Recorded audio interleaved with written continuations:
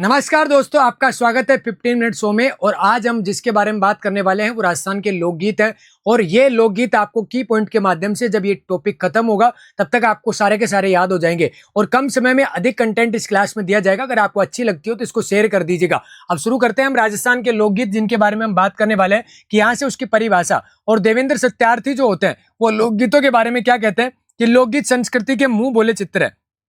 आपको सारा याद नहीं रखना, आप इसकी पॉइंट को याद रखो, मुंह बोले चित्र। ऐसे याद रख लो कि देवेंद्र सत्यार्थी यानी कि सत्य आदमी हमेशा किससे बोलता है? मुंह से बोलता है, इसलिए इसको मुंह बोले चित्र कह देते हैं। क्योंकि आप मुंह से जो गाते हो, जैसे कम्मा कम्मा हो हमारा रूणे चारा धनिया, आपके दिमाग में चित्र बन गया कि रामदेव जी का गीत गा रहा हूं। उसके बाद में अगली बात आती है कि महात्मा गांधी। और महात्मा गांधी कहते हैं कि लोकगीत जनता की भाषा होती है। बिल्कुल सही बात है, क्योंकि हमारे यहाँ पर लोकगीत का मतलब ही होता है कि जिसमें यहाँ गायन का ध्यान नहीं रखा जाए, यहाँ बोल का ध्यान नहीं रखा जाए, उतार चढ़ाव का ध्यान नहीं रखा जाए, जिसके मन में जो है, जो जी में है वो बोल दिया। जैसे किसान जो होता है वहां पे खेती कर रहा है, खेती के समय में बारिश नहीं हो रही और गीत गा रहा है किसका? तेजाजी का, तेजाजी के बारे में गीत गा रहा है। तो इसीलिए हम कह सकते हैं कि वो इसकी जनता की भाषा होती है और ये संस्कृति के पहरेदार होते हैं, है ना। ये पूरी परिभाषा आपसे पूछी जाती है, आपको बस एक ही पॉइंट याद रख लेना है, पहरेदार वाला। क्योंकि महात्मा गांधी भारत के पहरेदार, और गीतों में भी किसकी बात की जाए तो महात्मा गांधी ने पहरेदार बताया था। उसके बाद में रविंद्रनाथ टैगोर जो होता है वो क्या कहता है कि लोकगीत जो होते हैं वो संस्कृति का सुखद संदेश ले जाने वाली कला है। क्योंकि सही बात है,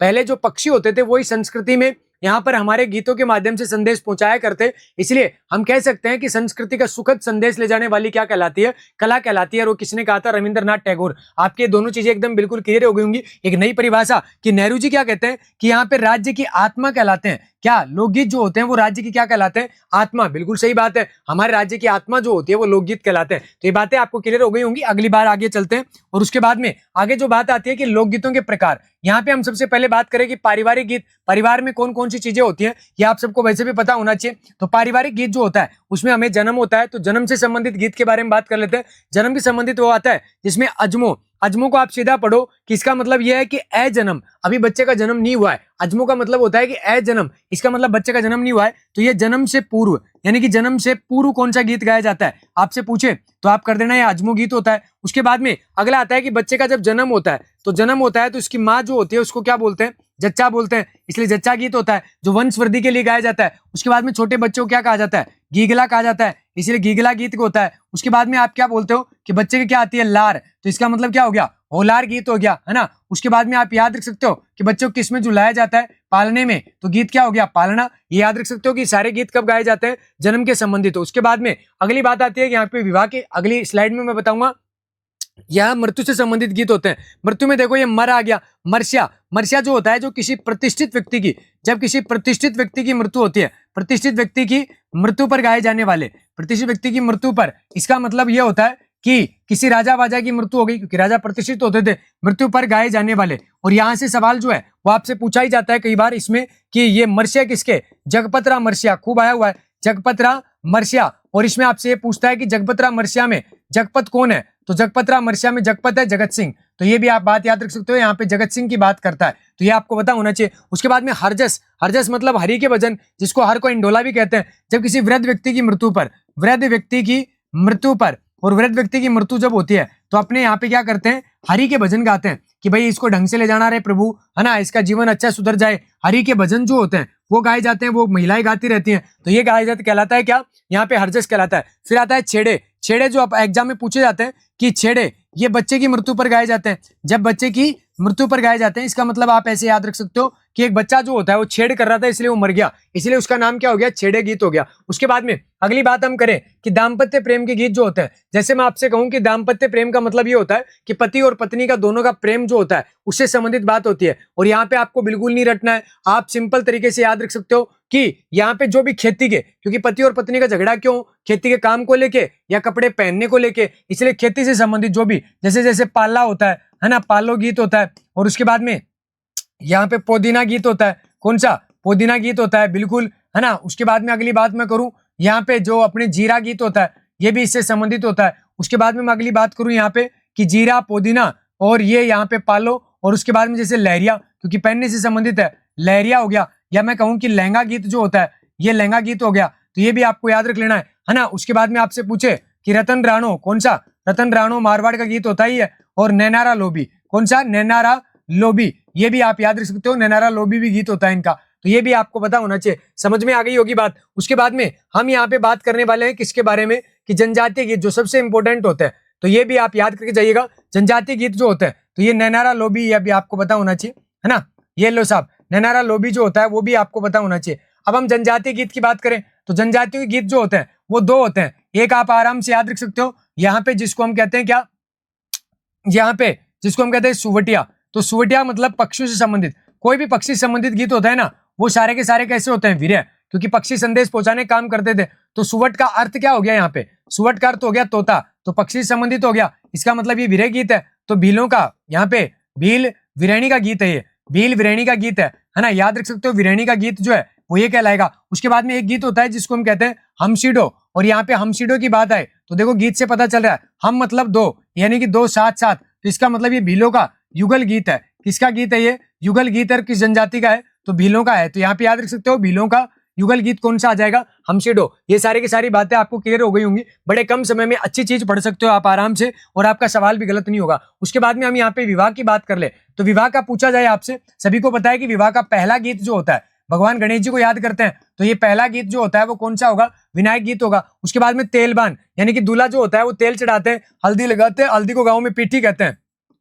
तो हल्दी लगाते समय, और हल्दी लगाते समय कौन सा गीत गाया जाता है, हल्दी लगाते समय ये गीत गाए जाते हैं, याद रख लीजिएगा। उसके बाद में यहाँ पे काजल, भाभी काजल लगाती है, तो काजल लगाते समय, और काजल लगाते समय कौन सा गीत गाया जाएगा, ये भी आपको पता होना चाहिए। तो काजल लगाते समय ये लो भाई साहब। उसके बाद में बात या मायरा, ये मामा, मामा जब मायरा भरता है, मामा मायरा भरते समय, मामा मायरा जब भरता है तो उस समय में गाया जाता है कौन सा, ये भी आपको पता होना चाहिए। सबसे इंपॉर्टेंट होता है जलो। जलो का कैसे याद रखो कि चलो, जलो का मतलब होता है चलो। चलो का सीधा मतलब ये होता है कि यहाँ से महिला जो होती है वो दूल्हे का डेरा निरखते समय, महिला दूल्हे का डेरा निरखते समय, है ना, दूल्हे का डेरा निरखने के लिए जाती है ना, कि दूल्हा वही है, कि कोई चेंज तो नहीं हो गया है ना, इसीलिए दूल्हे का डेरा निरखते समय कौन सा गीत गाया जाता है, ये भी आपको पता होना चाहिए। ये सिंपल सी बात है, दूल्हे का डेरा निरखते समय ये गाया जाता है। उसके बाद में कामण, ये बहुत पूछा जाता है। कामण मतलब कामणी, कामणी मतलब होता है भूतनी, और भूतनी का मतलब आप याद रख सकते हो कि ये कैसा गीत होता है, कि ये दूल्हा दुल्हन को जादू टोने से बचाने के लिए,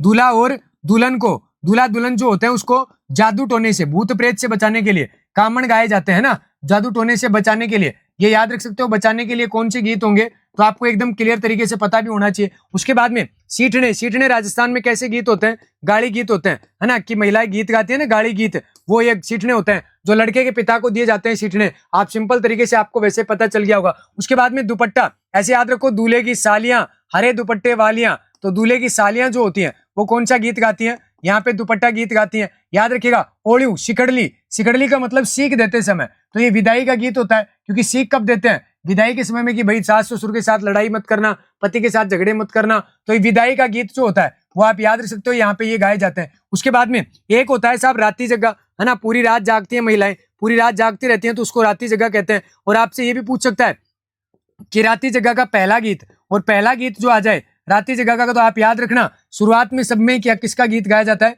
विनायक गीत गाया जाता है, तो ये विनायक हो गया। और उसके बाद में पूछे कि राती जगह का जो अंतिम गीत है कौन सा, अंतिम, अंतिम गीत गाती थी सुबह 4 बजे, और सुबह 4 बजे मुर्गा बोलता है, और मुर्गे गांव में क्या कहते हैं, कुकड़ा, इसीलिए गीत का नाम ही क्या हो गया, कुकड़ी गीत हो गया। सारी चीजें याद होंगी एकदम परफेक्ट तरीके से। उसके बाद में अगला देखते हैं यहाँ पे, और वो अपना आता है यहाँ पे विरह गीत। कौन सा, विरह, यानी कि बिछड़ने पे, शादी के बाद में पति कमाने के लिए चला जाता, तो उस पे बिछड़ने पे जो गीत गाए जाते थे, तो वो आप याद रख सकते हो। यहाँ से देखो राजस्थान का राज्य गीत जो है वो केसरिया बालम है। कौन से राग में गाया जाता है, आप सभी को पता है कि मांड राग में। मांड शैली कौन से जिले की देन है, तो जैसलमेर की। कौन से जिले की देन है, जैसलमेर की, ये भी बात आप याद रखनी है। उसके बाद में प्रदेश कौन सा आ जाएगा, तो पश्चिमी राजस्थान में आ जाएगा। प्रदेश की बात करें तो पश्चिमी राजस्थान आ जाएगा, क्योंकि यहाँ पे ये गाया जाता है, ये शैली इधर की है। उसके बाद में पहली कलाकार, इसकी पहली कलाकार कौन थी, मांगी बाई थी भाई साहब। मांगी बाई जो है उनका संबंध भी पूछ लेते हैं कि कहाँ की रहने वाली है, उदयपुर की रहने वाली है। उसके बाद में प्रसिद्ध कलाकार अलाहा जिला बाई जो होती हैं, जो बीकानेर में 1902 ईस्वी में इनका जन्म हुआ था।